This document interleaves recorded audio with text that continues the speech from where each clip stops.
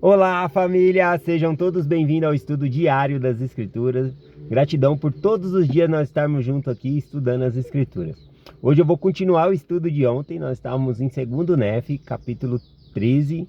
Nós estudamos até o versículo 12. E agora vamos no versículo 13 aqui em diante. Vamos ver se a gente encerra esse capítulo aqui. O versículo 13 diz assim: E o Senhor levantar-se-á para pleitear e sair a julgar os povos. Bom, nos versículos anteriores, o Senhor falou da iniquidade que estava em Israel, a iniquidade de Jerusalém, Judá, e que ela cairia. Isaías está profetizando essas coisas. E aqui, o versículo 13, a gente tem a noção aqui como se fosse um julgamento. Agora o Senhor se levanta, né, como juiz para julgar o seu povo ali, tá bom? Ele julga Jerusalém, Judá, por conta de suas iniquidades. Ele vai mandar exércitos vir para destruir eles, para abater o orgulho do povo.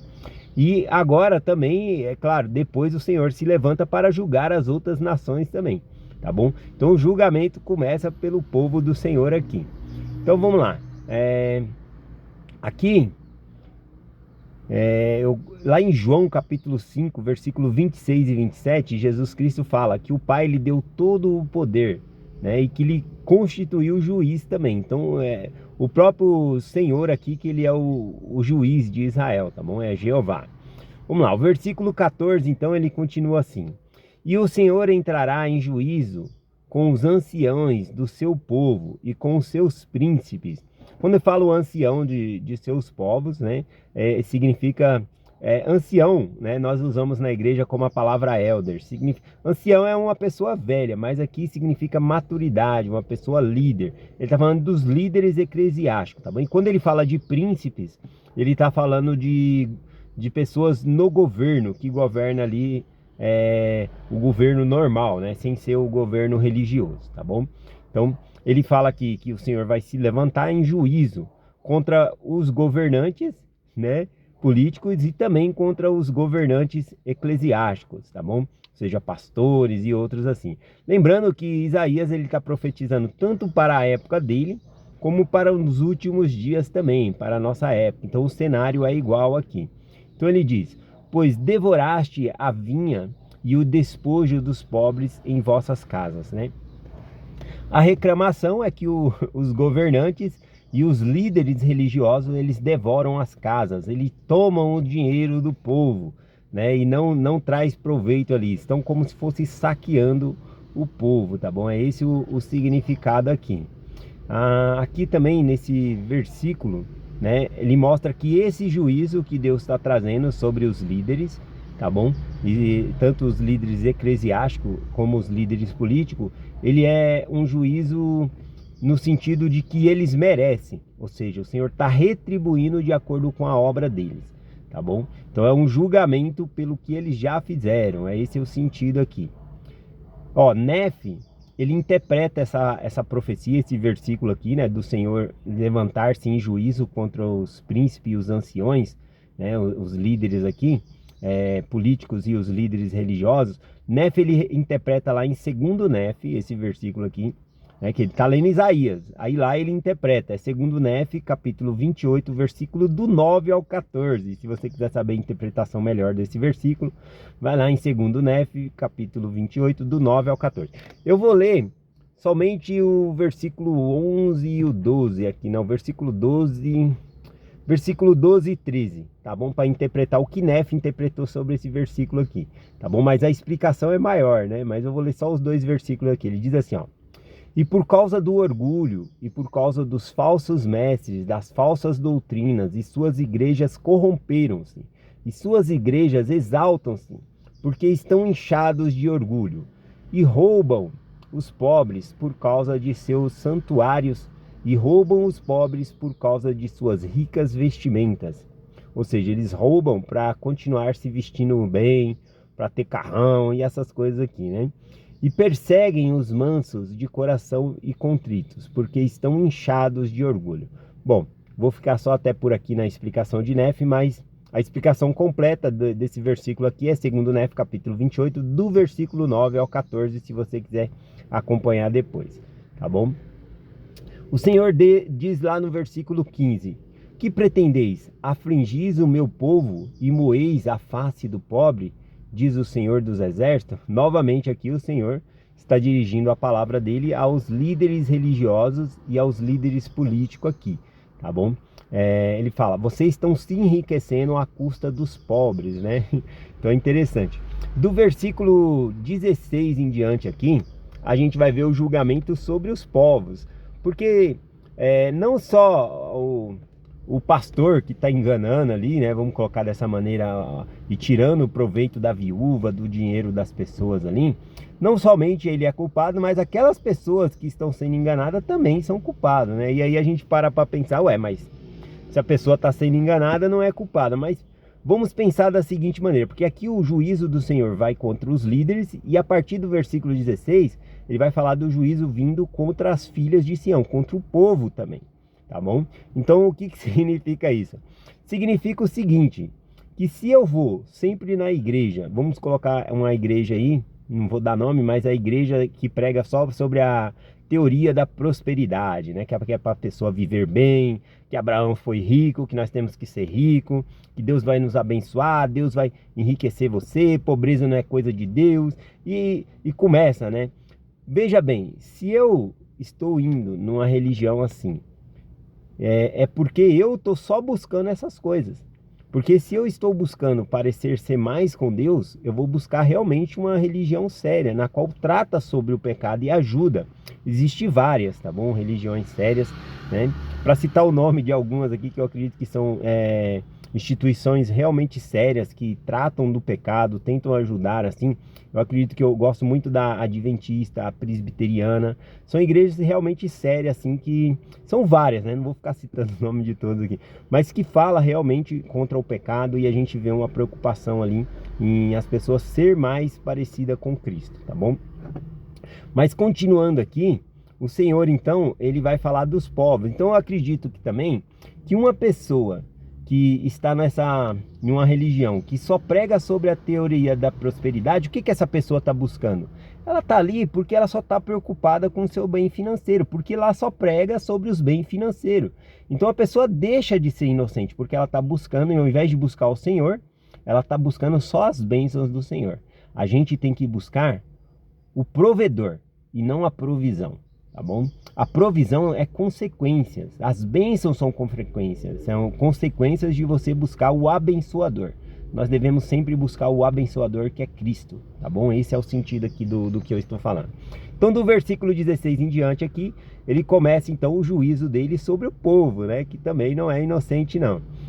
Nos versículos anteriores que eu li ontem, falou que os líderes guiavam o povo e o povo ia pelo caminho errado, né? E a gente tem o nosso próprio discernimento. Embora governos ou líderes religiosos possam ensinar coisas erradas, a gente tem discernimento também. A gente pode ir buscar, ler as escrituras, procurar saber, tá bom?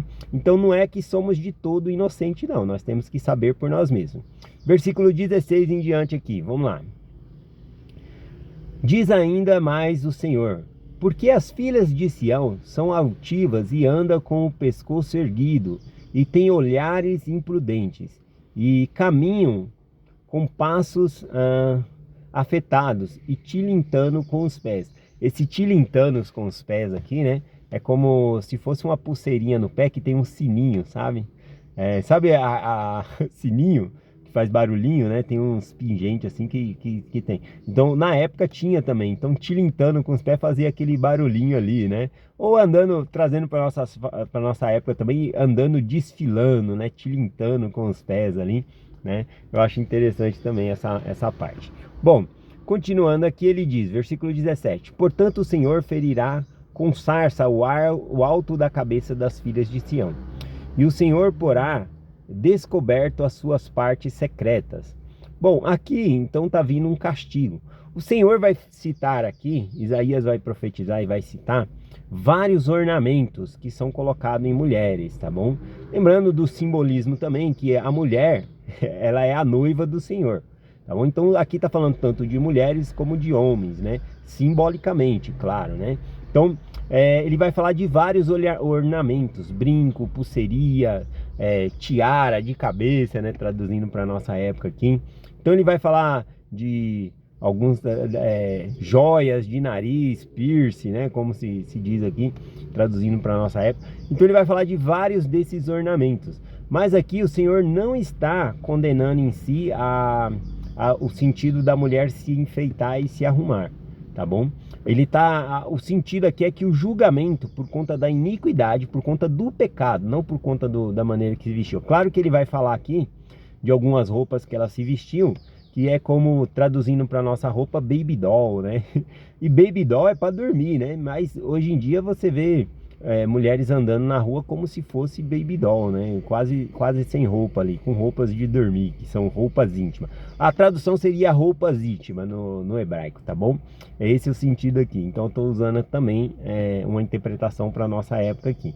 Então o Senhor não está falando especificamente dos enfeites, que é errado. Ele está falando especificamente do pecado. E aqui significa que ele vai tirar essas coisas. As mulheres vão perder tudo isso por conta de iniquidade. Jerusalém vai ser atacada, né? Aqui é 700 a 721 a.C. É Isaías que está falando. Jerusalém ainda seria destruído por Babilônia, seria levado cativos, né? Os líderes seriam levados e assim por diante. Então vamos continuar vendo nesse olhar aqui. Então o Senhor vai ferir, né, o alto da cabeça das filhas do Senhor, de Sião, e descobrir a parte secretas, tá bom? Versículo 18. E naquele dia tirará o Senhor a ostentação dos seus tilintantes ornamentos, e das coifas, e dos adornos, redondos como a lua. Redondos como a lua aqui, né, a gente pode interpretar adornos que simboliza. Normalmente, quando fala da lua ali, é que eles adoravam a lua, as estrelas e assim por diante. Então pode significar coisas que simbolizavam outros deuses, né? O Senhor vai arrancar. O Senhor quer arrancar realmente a imundícia ali, né?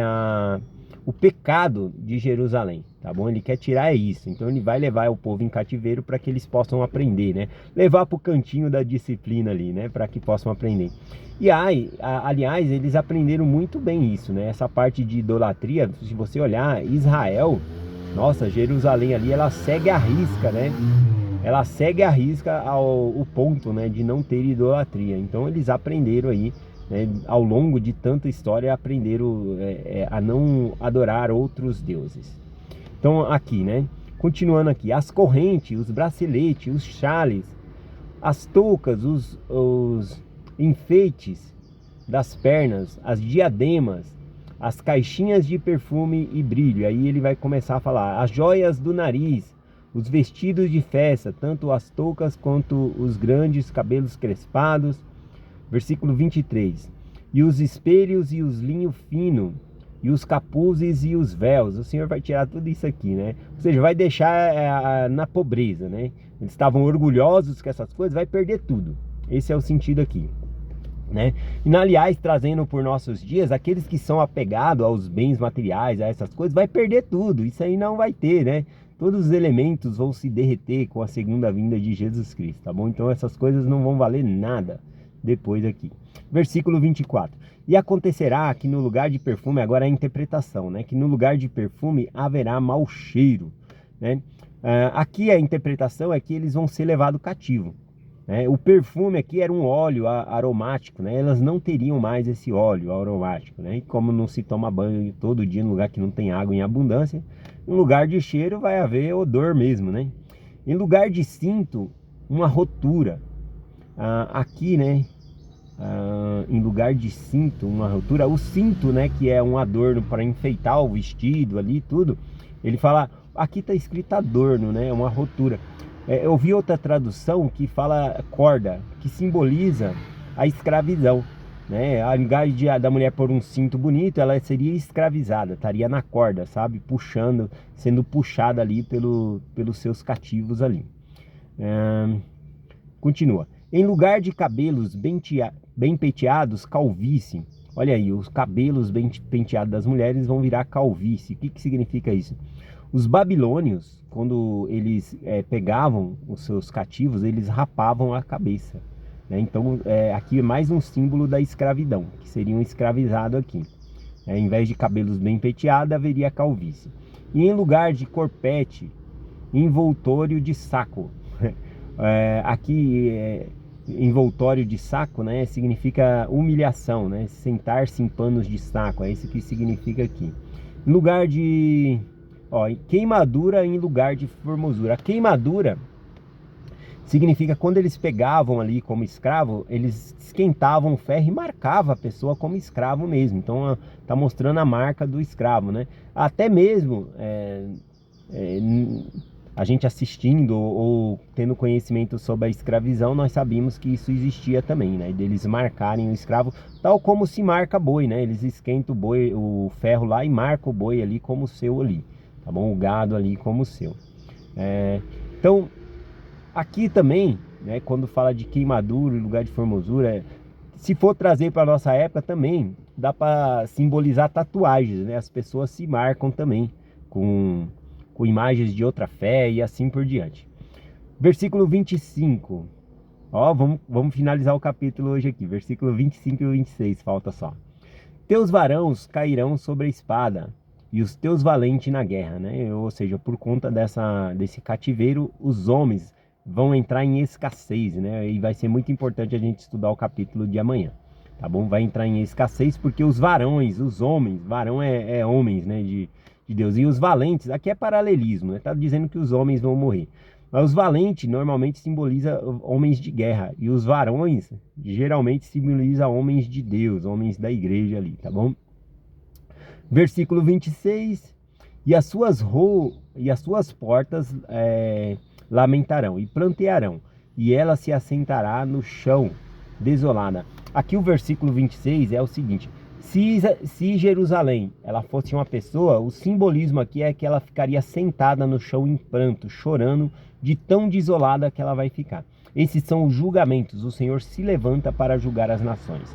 Não se engane, o Senhor julgou antigamente os povos e retribuiu cada um de acordo com seus feitos. Assim será na segunda vinda também. Vai haver um julgamento. A gente vai ver um pouquinho mais sobre isso aqui no capítulo de amanhã, tá bom? O capítulo de amanhã ele é bem pequeno, que é segundo Nefe capítulo 14, é comparado a Isaías 4. E nesse capítulo fala sobre os últimos dias, sobre o milênio, tá bom? Então vai ter alguns aprendizados interessantes aí que eu já comecei a pesquisar, tá bom? Então espero vocês amanhã para que nós possamos estudar mais uma vez juntos. Espero que esse ensino aqui possa ser de proveito para todos nós, tá bom? O mais importante é a constância de todos os dias nós estarmos juntos estudando as escrituras. É muito importante esse contato que nós temos com o Senhor diariamente. Esse é o propósito do canal, todos os dias estudarmos juntos. Eu compartilho essa mensagem com vocês em nome de Jesus Cristo. Amém. Até amanhã.